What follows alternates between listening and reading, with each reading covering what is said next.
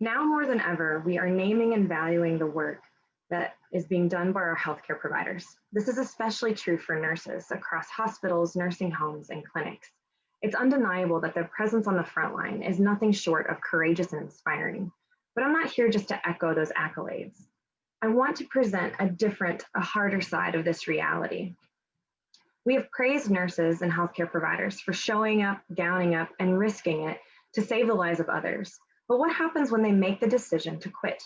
Recently, NBC featured a series of stories of nurses who have stepped away from their positions in efforts to protect themselves, their families, or their loved ones.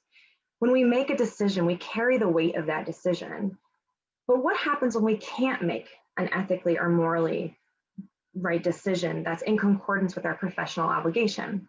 What happens when we feel like we can't do what we need to do to protect or what's right for our patient, our team, or our community? This is moral distress.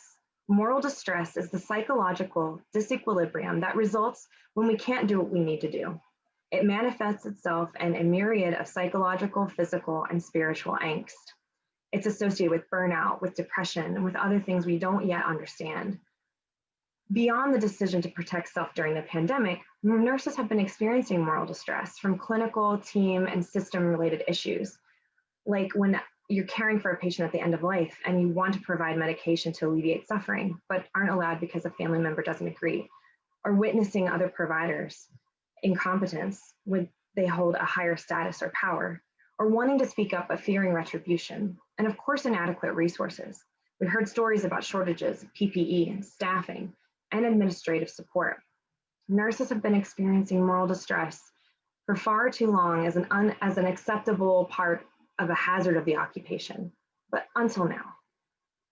Administrators, researchers, and academics have started to understand the impact that moral distress has on turnover, quality of life, and nurses' well-being. In that same breath, there's this flip side that moral distress can lead to moral resilience and create positive future scenarios. But to understand this, we have to understand how nurses are coping with their distress. Are there personal qualities that they possess that affect this experience? And can organizational support help mitigate some of these outcomes? There's good reason to not want to eradicate moral distress. Of course, we don't want morally insensitive nurses providing care. Rather, how can we support them? It's easy to think of nurses as heroes, but whether they work on the front lines or they've decided to step away, heroism is not defined by the outcome of their actions, but rather by the courage, fortitude, and bravery of the qualities they possess. No matter how you've handled it, the fact that you faced it is heroic.